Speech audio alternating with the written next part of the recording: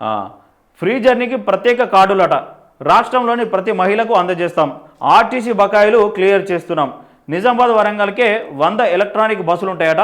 School ప్రారంభానికి ముందే books uniforms పంపిణీ చేస్తారట. అధికారులతో సమీక్షలో డిప్యూటీ సీఎం బచ్చి విక్రమార్క చెప్తా ఉన్నారు. సో ఇప్పుడు వీళ్ళకు నడుస్తూ ఉన్నది కదా, మహిళలకు ఫ్రీ బస్సు అనే స్కీమ్ నడుస్తూ ఉన్నది. సో దానికి ప్రత్యేక కార్డులు ఉంటాయట.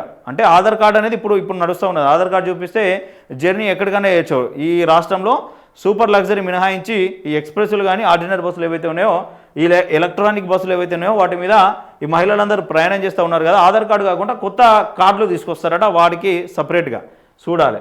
ఇక నిజామాబాద్ వరంగల్ నుంచే 100 ఎలక్ట్రానిక్ బస్సులు తీసుకొస్తారట.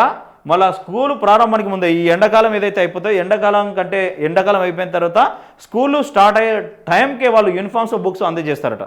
చూడాలి, మంచి విషయమే కదా మరి.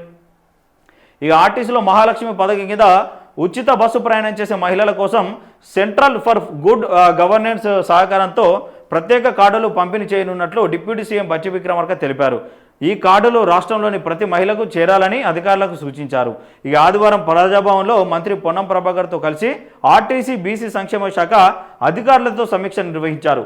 ఆర్టీసీలో పీఎం ఇక ఈ డ్రైవ్ కింద హైదరాబాద్కు 2800 ఎలక్ట్రిక్ బస్సులు వస్తున్నాయని తెలిపారు. నిజామాబాద్ వరంగల్ పట్టణాలకు ఇక 100 ఎలక్ట్రానిక్ బస్సులు రానున్నాయని వెల్లడించారు. స్కూల్స్ ప్రారంభానికి ముందే విద్యార్థులకు బుక్స్ యూనిఫామ్స్ అందజేస్తామని స్పష్టం చేసిరట. మరి కార్డులు మళ్ళీ వాళ్ళకన్నా రాకపోతే పెద్ద పంచేదే మీరు క్లారిటీగా వంచురి. మళ్ళీ అదో పెద్ద అంగడి అవుతుంది. ఎందుకంటే ఈ ఫ్రీ బస్సు వల్ల నిజంగా చాలామంది మహిళలు తిరుగుతూ ఉన్నారు వాస్తవంగా.